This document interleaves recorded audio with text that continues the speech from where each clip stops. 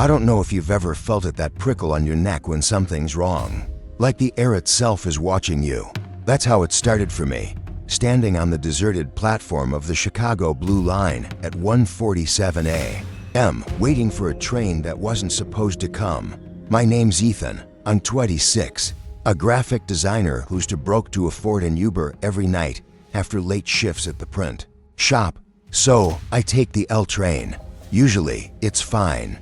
Creepy, sure, but fine. That night, though, October 27, 2024, something was off. The air was too cold for fall, sharp like a blade against my skin, and the platform was empty except for me and the faint hum of a flickering fluorescent light. Then I heard it, my name, whispered so softly it could have been the wind. Ethan, I froze, heart slamming against my ribs, and spun around. Nothing. Just shadows pooling in the corners of the station. I should have left. I should have walked away and called in sick the next day. But the train's headlights were already cutting through the dark, and I needed to get home.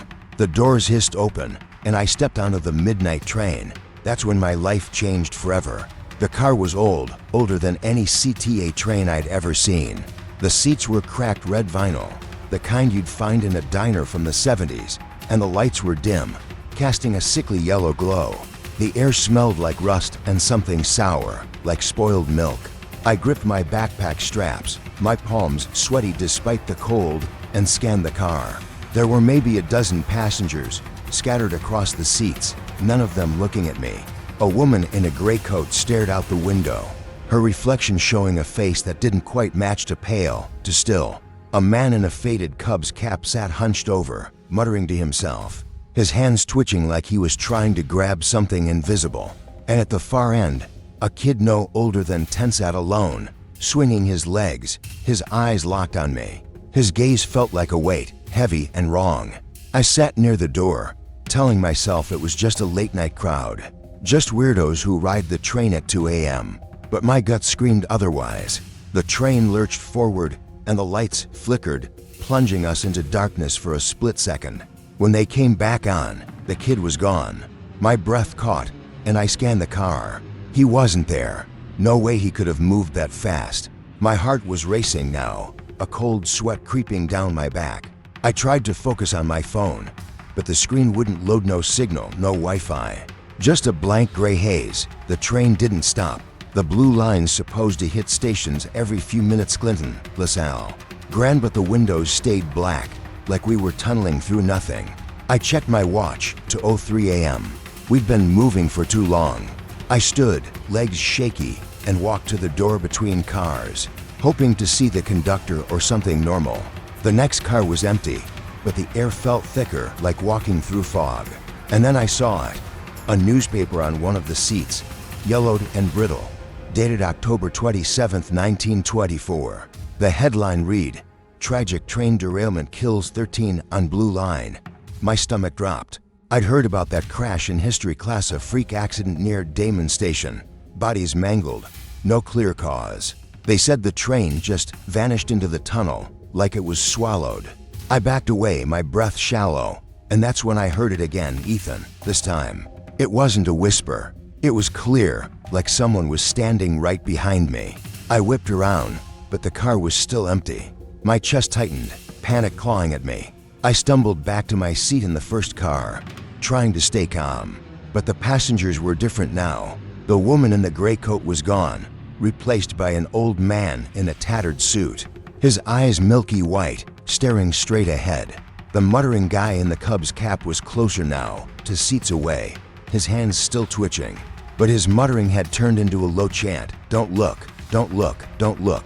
I wanted to scream, to bang on the windows, to do something, but my body felt heavy, like the air was pressing me down. The lights flickered again, and in that split second of darkness, I saw them shadowy figures standing at the edges of the car, too tall, too thin, their outlines blurring like smoke. When the lights came back, they were gone, but the kid was back, sitting across from me now, his head tilted at an unnatural angle. "You shouldn't be here," he said, his voice flat, like he was reading a script. His eyes were black, not dark brown black, like holes. I bolted for the door, yanking at the handle, but it wouldn't budge. The train sped up, the wheels screeching so loud it felt like my skull would split. The passengers didn't react, didn't move, just sat there, their faces blank except for the kid, who was smiling now, a wide, empty grin. I sank to the floor, my back against the door, my heart pounding so hard I thought it had burst. That's when I noticed the graffiti scratched into the metal above me. They never left. My blood ran cold. I didn't know what it meant, but it felt like a warning. I don't know how long I sat there, curled up, trying to breathe through the dread. The train kept moving. No stations, no lights outside, just endless black. My phone was useless. The time frozen at 2:03 a.m. I started piecing things together, my mind racing to make sense of it. The 1920 for derailment, it wasn't just an accident. I remembered reading about it in a Chicago history blog, how the bodies were never fully accounted for, how witnesses claimed they heard screams from the tunnel days after the crash. Some said the train was cursed, built on a rail line that cut through an old cemetery in the 1800s. They'd moved the graves, but not all of them, not carefully.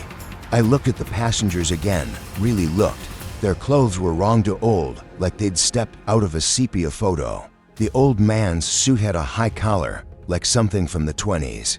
The woman who'd been in the gray coat earlier, her dress had been long, ankle length, with buttons up the front. And the kid, his shoes were scuffed leather, the kind you'd see in a museum. My stomach churned. These weren't people, they were them, the ones who never left. I forced myself to stand, my legs trembling, and moved toward the front of the car, toward the conductor's booth. If I could talk to someone, anyone, maybe I could stop this.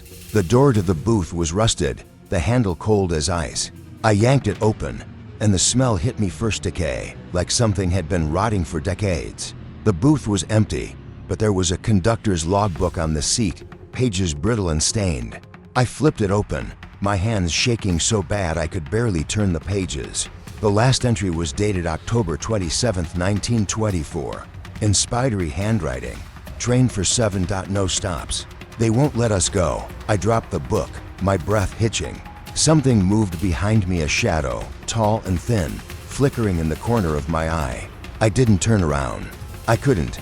The chanting guy's words echoed in my head. Don't look. Don't look. Instead, I focused on the logbook, forcing myself to read. There were names listed, passengers, I assumed, 13 of them, and at the bottom, in red ink, someone had written, "The coin binds them, the coin." My hand went to my pocket, where I always kept a quarter for the vending machine at work. But when I pulled it out, it wasn't my quarter. It was old, tarnished, with a date I could barely read, 1924. My heart stopped. I hadn't put that there. I would have noticed.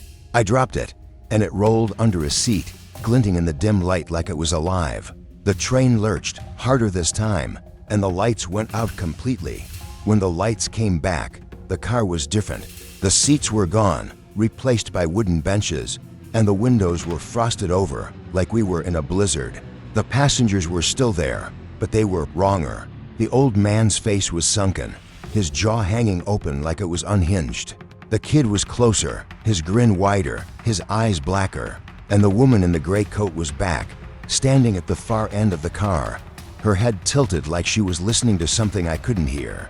The air was freezing now, my breath visible, and every exhale felt like a piece of me was being pulled away. I grabbed the coin from under the seat, my fingers burning from the cold metal. It felt heavy, heavier than it should have been, like it was pulling me down. That's when I understood the coin was the key, the haunting's cause. It wasn't just a coin, it was a tether, something keeping these souls or whatever they were trapped on this train. Maybe someone had cursed it, some ritual gone wrong in 1924, tying the dead to the living.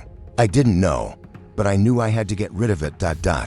I stumbled to the door between cars, the coin clutched in my fist.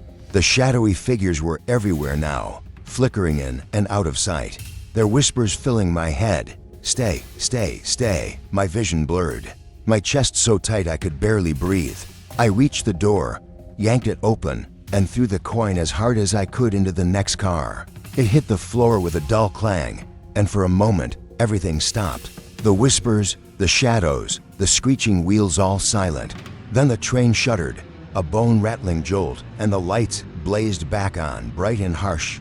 The car was normal again, red vinyl seats, fluorescent lights, the hum of the CTA.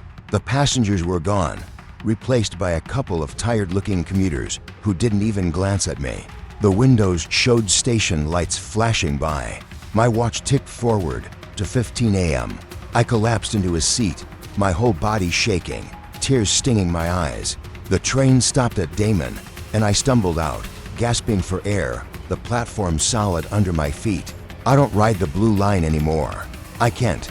I moved out of Chicago a month later, took a job in the suburbs, and I pay for Ubers now, even if it means eating ramen for dinner. I tried to research the 1920 for derailment, but the records are spotty old newspaper clippings.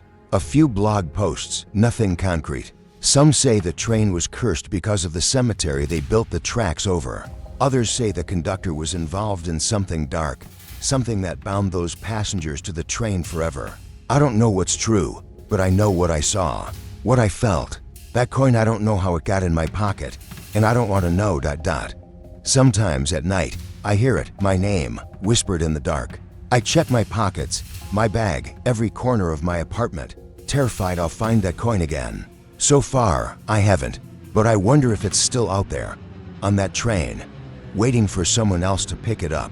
If you're watching this, have you ever experienced something you can't explain? A moment that made you question reality? Drop it in the comments. I need to know I'm not alone. And if you're in Chicago, do me a favor, don't take the midnight train.